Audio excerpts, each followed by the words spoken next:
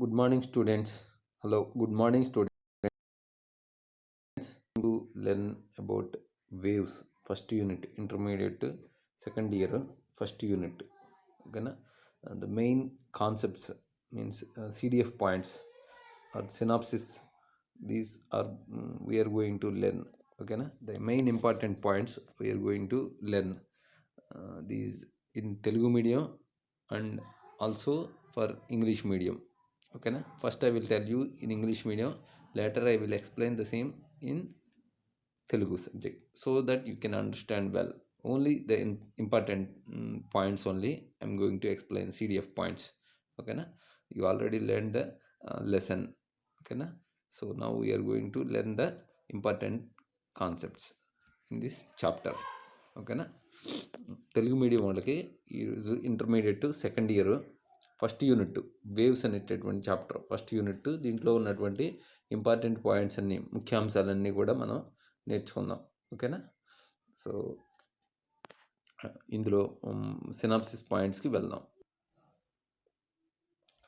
So ఇందులో చూడండి, first point వచ్చేసరికి, first point is mechanical waves can exist in material media and are governed by Newton laws. Okay na, mechanical waves can exist in material media, Newton's laws. Okay na, you know that Newton laws, classical mechanics Newton laws. Okay na, these Newton laws obeyed by the mechanical waves. Okay na, these are material media. అంటే దీని అర్థం ఏంటిది?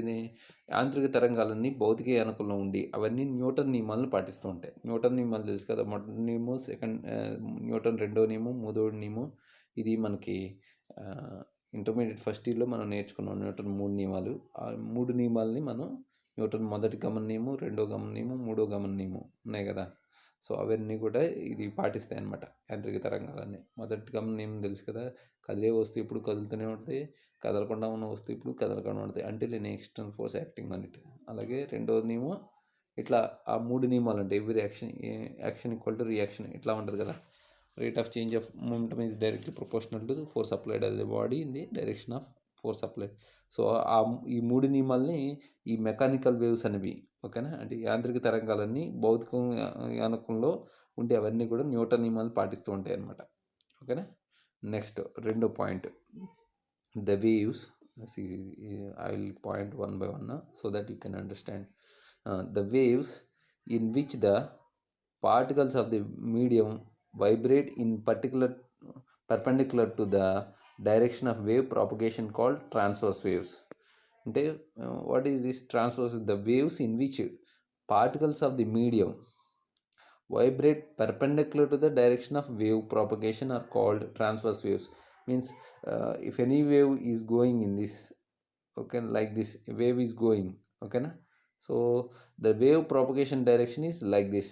Okay, so now what happened in this wave, the particles in the medium is vibrating perpendicular to the wave propagation direction. Wave propagation direction is this direction, but particles vibration direction is this direction. So this is transverse waves. This is the transverse waves. Understand? చూడండి, తెలుగు మీడియంలో ఏం రాసుకోవచ్చు, దీన్ని ఏం చెప్పొచ్చు అంటే, తరంగ ప్రసరణ దిశకు యానకంలో కణాలు లంబంగా కంపిస్తే వాటిని తిరిగి తరంగాలు అంటారు. ఓకేనా, ఇప్పుడు ఏదైనా ఒక తాడుని తీసుకుందాం. ఓకేనా, తాడుని కదిపితే అది ఎట్లా మూవ్ అవుతుంది, ఇట్లా మూవ్ అవుతుంది. తాడు అనేది ఏంటి, ఇక్కడ యానకం. ఓకేనా, ఇప్పుడు ఇది తాడు యానకం, తాడు యొక్క తరంగం ఈ డైరెక్షన్ నుంచి ఇలా వెళ్తూ ఉంది. ఓకేనా, ఈ డైరెక్షన్లో మూవ్ అవుతుంది. ఇక్కడ ఇలా తరంగ ప్రసరణ దిశ ఈ డైరెక్షన్లో ఉంది కదా. యానకంలో కణాలు ఎట్లా ఉన్నాయి, ఇప్పుడు ఇది తాడు అనేది యానకం కదా, ఇది ఎట్లా వెళ్తుంది, ఈ డైరెక్షన్లోను ఈ డైరెక్షన్లోను. అంటే ఏమైంది, దీని మధ్య కోణం ఎంత, 90 degrees ఉంది. ఓకేనా, సో దీని మధ్య కోణం ఎంత, 90 degrees ఉంది. సో కాబట్టి ఇది తరంగ ప్రసరణ దిశకు యానకం కణాలు లంబంగా కంపిస్తున్నాయి కాబట్టి వాటిని ఏమంటారు, తిరిగి తరంగాలు అంటారు. ఓకేనా, సో ఇది next, the waves in which particles of the medium vibrate along the direction of wave the waves in medium vibrate along the direction of the wave propagation are called longitudinal waves. Means see, if the waves are moving, wave direction is like this, if the direction of the wave is like this, if the particles also moving in the same direction, okay na, so then particles are also moving in the same direction, then these kind of waves are called longitudinal waves. ఓకేనా, దీనికి ఎగ్జాంపుల్తో చెప్తాను తర్వాత. తెలుగు మీడియంలో చూడండి, తరంగ ప్రసరణ దిశకు యానకుల కణాలు సమాంతరంగా కంపిస్తే వాటిని అనుదైర్ఘ్య తరంగాలు అంటారు. దీనికి ఎగ్జాంపుల్ ఏమని చెప్పుకోవచ్చు, ఒక స్ప్రింగ్ యొక్క మూమెంట్. ఓకేనా, స్ప్రింగ్ ఎలా ఉంటుంది అంటే ఇట్లా ఉంటుంది, ఇట్లా ఉంది కదా స్ప్రింగు. ఒకసారి చూపిస్తాను మళ్ళీ ఇంకోసారి చూడండి. ఒక స్ప్రింగ్లోను చూడండి ఇట్లా ఇట్లా ఇట్లా ఇట్లా ఇట్లా ఉంటాయి. ఓకే, స్ప్రింగ్ నాకు బొమ్మ సరిగ్గా ఉన్నది. ఇప్పుడు స్ప్రింగ్ని జస్ట్ ఇటువైపు సాగదీసి వదిలేమనుకో, ఇప్పుడు తరంగ ప్రసరణ దిశ వైపు ఎటువైపు ఉంది, ఇలాగే ఉంది కదా. ఇప్పుడు స్ప్రింగ్ ఎటువైపు మూవ్ అవుతూ ఉంటుంది, ఇటు ఇటు మూవ్ అవుతూ ఉంటుంది, ఇటు ముందుకి వెనక్కి మూవ్ అవుతూ ఉంటుంది. అంటే ఏంటి, తరంగం వెళ్ళే దిశలోనే దీని యొక్క యానుకుల కణాలు కంపిస్తున్నాయి. కాబట్టి ఇదేంటిది, లాంగిట్యూడినల్ వేవ్స్ అంటారు. ఓకేనా, వీటిని అనుదైర్ఘ్య తరంగాలు అంటారు. అలా కాకుండా రివర్స్ డైరెక్షన్లో ఉంటే ఇట్లా పైన చెప్పినట్టు తిరిగి తరంగాలు అంటారు. ఇక యానకుల తరంగ ప్రసరణ దిశలోనే కణాలు కంపిస్తూ ఉంటే, యానక యొక్క కణాలు కంపిస్తూ ఉంటే దాన్ని అనుదైర్ఘ్య తరంగాలు అంటారు అన్నమాట. ఓకేనా, right. Next 4th one, progressive wave is a wave that moves from one point of medium to another point. అంటే ఏంటిది, progressive wave is a wave that moves from one point of medium to another point. అంటే యానకుల్లో ఒక బిందువు నుంచి వేరొక బిందువుకి కదిలి వెళ్ళే తరంగాలను ఏమంటారంటే పురోగామి తరంగాలు అంటారు. ఓకేనా, ఏదైనా ఒక మీడియం తీసుకున్నా ఒక బిందువు నుంచి ఇంకో బిందువుకి, ఓకే, ఈ యానకంలో ఇప్పుడు ఇది ఈ బాక్స్ ఉన్నది ఒక యానకం అనుకోండి, ఇది వాటర్ అనుకోండి, లేకపోతే ఏదైనా ఒక బిందువు నుంచి వేరే ఒక బిందువుకు కదలి వెళ్ళేటటువంటి తరంగాలను ఏమంటారంటే పురోగామి తరంగాలు అంటారు. ఇట్లా మూవ్ అయ్యేటటువంటి వెళ్ళేటటువంటి ఈ బిందువు నుంచి ఈ బిందువుకి, ఈ బిందువు నుంచి ఈ బిందువుకి కానీ మూవ్ అవుతూ ఉంటే తరంగాలు మూవ్ అవుతుంటే దాన్ని ఏమంటారంటే పురోగామి తరంగాలు అంటారు. ఓకేనా, నెక్స్ట్ 5th పాయింట్ చూడండి. The standard form of progressive wave while moving towards positive x-axis is the standard form of the, this is the formula, the standard form of the progressive wave while moving towards the positive x-axis is y equal to a sin omega t minus kx or y equal to a sin omega t minus 2 pi by lambda into x. Okay, so these are the formulas. Okay, here a sin ఇది ఏ sign ఏ. ఓకేనా, y equal to ఇది కూడా. Okay, ఈ omega tea same, ఇక్కడ k value 2 pi by lambda. ఓకేనా, remaining x ఇక్కడ. ఓకేనా, విడిగా రాసాం అనమాట. అది ఇలాగే in the same manner towards negative X axis. Positive X axis means this one is positive X axis. Towards negative X axis means see here y is equals to, then y equal to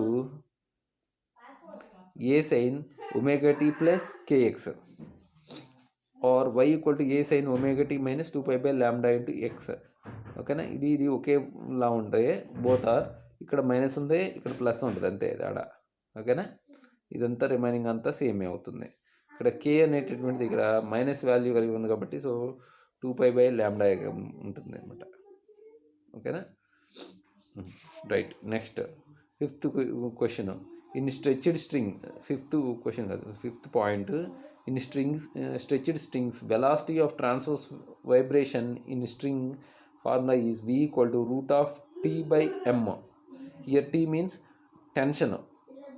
ఓకేనా, mu means linear density, అనమాట. చూడండి,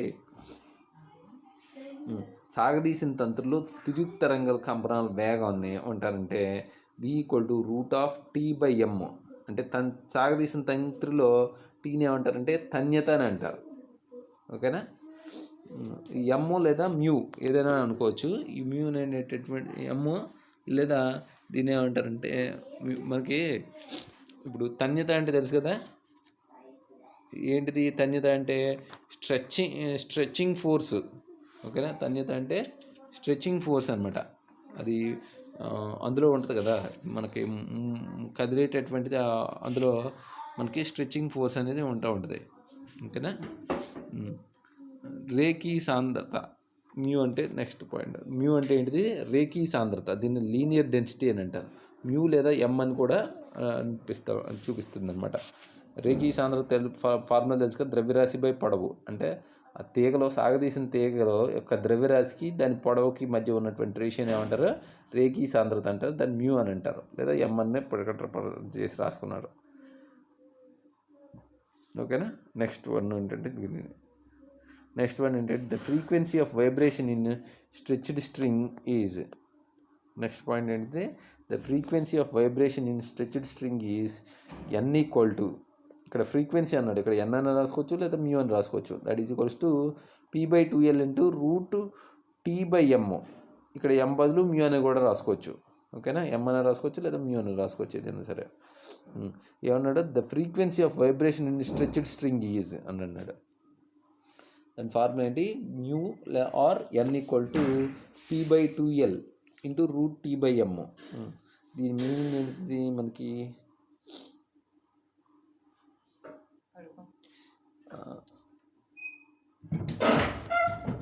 vibrations in stretched strings అంటే సాగదీసిన తీగల్లో కంపనాల యొక్క పౌనఃపున్యం అనే దానికి formula ఏంటంటే new లేదా n equal to p/2l into √t/m అలా రాసుకోవచ్చు. ఓకేనా, రైట్. నెక్స్ట్ పాయింట్ వచ్చేసరికి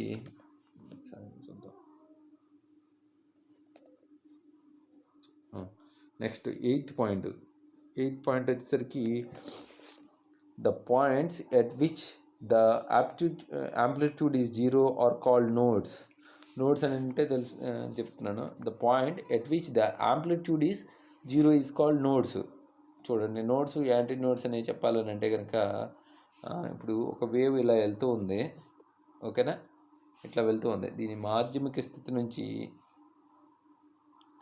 ఇక్కడ ఈ వేవ్లో ఈ నోడ్స్ అంటే ఇక్కడ ఈ పాయింట్లు ఉన్నాయి కదా, ఈ కదలని పాయింట్లు ఉన్నాయి, అంటే మాధ్యమిక స్థితిలో ఉంటుంది.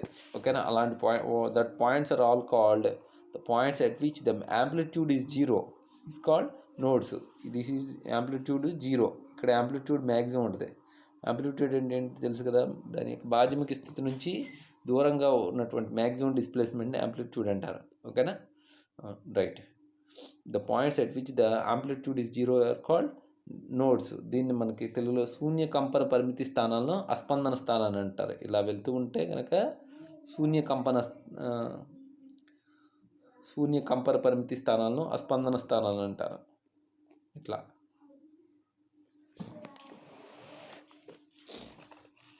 ఈ కంపన స్థానం ఇది మ్యాక్సిమం, ఇది మినిమం. ఓకేనా, ఈ మధ్యలో ఇక్కడ ఉన్నటువంటిది ఇక్కడ ఉన్నాయి. ఓకేనా, శూన్య కంపన స్థానాలని అస్పందన స్థానాలు అంటారు. అస్పందన స్థానం అంటే స్పందించకుండా ఉండే స్థానాలు అర్థం, మాధ్యమిక స్థితి నుంచి. ప్రస్పందన స్థానం అంటే ఇప్పుడు చెప్తాను. నెక్స్ట్ వన్ ఏంటంటే antinode. Antinode means the points at which the amplitude is largest are called antinodes. The points at which amplitude is largest are called antinodes. దీని అర్థం ఏంటిది? గరిష్ట కంపన పరిమితి స్థానాలను ఏమంటారంటే ప్రస్పందన స్థానాలు అంటారు. ఇప్పుడు ఈ వేవ్ ఇట్లా ఉంది కదా, దాని మాధ్యమిక స్థితి నుంచి చూడండి, దీనికి ఉన్నటువంటి మ్యాక్సిమం గరిష్ట కంపన పరిమితి స్థానాలను ఏమంటారు అంటే ప్రస్పందన స్థానాలు అంటారు. గరిష్ట కంపన పరిమితి స్థానాలను ప్రస్పందన స్థానాలు అని అంటారు అన్నమాట. ఓకేనా, నెక్స్ట్ స్లైడ్కి వచ్చేసరికి నెక్స్ట్ స్లైడ్ తీసుకుందాం. Next one 10th point. The lowest possible natural frequency of a system is called its fundamental mode of the first harmonic. What is this? The lowest possible natural frequency of a system is called fundamental mode or first harmonic. First harmonic లేదా fundamental mode means same. ఓకేనా, దీన్ని వ్యవస్థలో సాధ్యమయ్యే తక్కువ సహజ పౌనఃపున్యాన్ని ప్రాథమిక రీతి లేదా మొదటి అనుస్వరం అని అంటారు. వ్యవస్థలో సాధ్యమైనటువంటి తక్కువ సహజ పౌనఃపున్యం న్యాచురల్ ఫ్రీక్వెన్సీ అనమాట. ఏమంటారు అంటే ప్రాథమిక రీతి లేదా దీన్ని ఫండమెంటల్ మోడ్ అంటారు. ప్రాథమిక రీతి అంటే లేదా మొదటి అనుస్వరం అంటే ఫస్ట్ హార్మోనిక్ అనమాట. ఓకేనా అంటారనమాట. నెక్స్ట్ వచ్చేసరికి 11th వన్ చూడండి. 11th one formulas. Newton's equations for velocity of sound. ఓకేనా, Newton's equation for velocity of sound in different media. అంటే వివిధ రకాలైనటువంటి దీని అర్థం ఏంటి, వివిధ యానకాల్లో ధ్వని వేగానికి న్యూటన్ సమీకరణాలు ఎలా ఉంటాయి అని అడుగుతున్నాడు. చూడండి, first in solid V = y/ρ. అంటే ఘన పదార్థాల్లో V = √y/ρ అని. అలాగే ఇన్ లిక్విడ్స్ ఇన్ లిక్విడ్స్ చూడండి V = √k/ρ. ఓకేనా, దీని అర్థం ఏంటిది, ద్రవాల్లో V = √k/ρ. అలాగే ఇన్ గ్యాసెస్ V = √p/ρ. ఓకేనా, this is the ratios, these are the formulas. Next 12th one, Laplace corrected formula for velocity of sound in gases. Laplace is a scientist name. He corrected the formula of velocity of sound in gases. అంటే ఏంటిది, Laplace అనేటటువంటి శాస్త్రవేత్త ఏం చేశాడంటే ఈ ధ్వని వేగానికి సమీకరణాన్ని యొక్క ఫార్ములా, అదే ధ్వని వేగం యొక్క ఫార్ములా అనమాట. గ్యాసెస్లో ధ్వని వేగం ఆ ఫార్ములాని ఏం చేశాడు, కరెక్ట్ చేశాడు అనమాట. కరెక్ట్ చేసిన ఫార్ములా ఏంటి, V = √RP/P అవుతుంది అనమాట. అంటే యానకాల్లో ధ్వని వేగానికి లాప్లాస్ సమీకరణం, వాయువుల యొక్క యానకాల్లో ధ్వని వేగానికి లాప్లాస్ సమీకరణం V = √RP/ρగా చెప్పాడనమాట ఆయన. నెక్స్ట్ పాయింట్ ఏంటంటే 13th point, in closed pipe will support only odd harmonics. Ratio of frequencies of harmonic is 1:3:5:7. In closed pipes means, do you know, I think you are aware of that. Closed pipe means in a lesson, so this is a closed pipe. Okay na? So in closed pipe, the ratio of frequencies or harmonics is 1:3:5, means odd numbers. దీన్ని తెలుగులో ఏం రాసుకుంటారో చూడండి. మూసిన గొట్టంలో బేసి అనుస్వరాలను support చేయును అనుస్వరాల పౌనఃపున్యాల నిష్పత్తి 1:3:5 up to so on ఉంటాయి అన్నమాట. ఓకేనా, సో ఇది next one. Open pipes will support all harmonics of fundamental frequency. Ratio of frequencies is 1:2:3 up to so on. అంటే ఏంటిది, తెరిచిన గొట్టం సాధ్య సంఖ్యల అనుస్వరాలను సపోర్ట్ చేస్తుంది.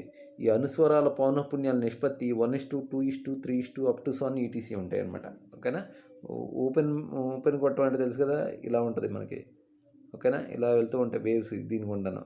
ఓకేనా, సో ఇవన్నీ ఓపెన్ గొట్టాలు, ఇవి క్లోజ్డ్ గొట్టాలు. మీకు ఆల్రెడీ ఇది మీకు తెలుసు, లెసన్లో విన్నారు కాబట్టి. Okay, right.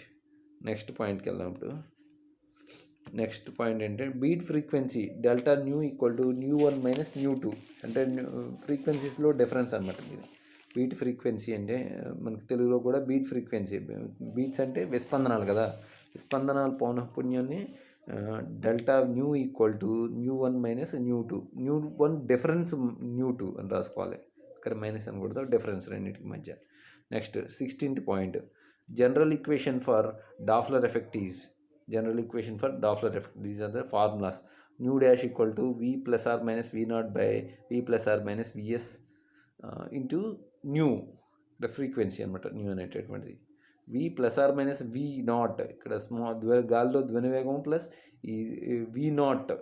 ఓకేనా, బై V ± Vs సోర్స్ యొక్క అబ్జర్వర్. V0 అంటే అబ్జర్వర్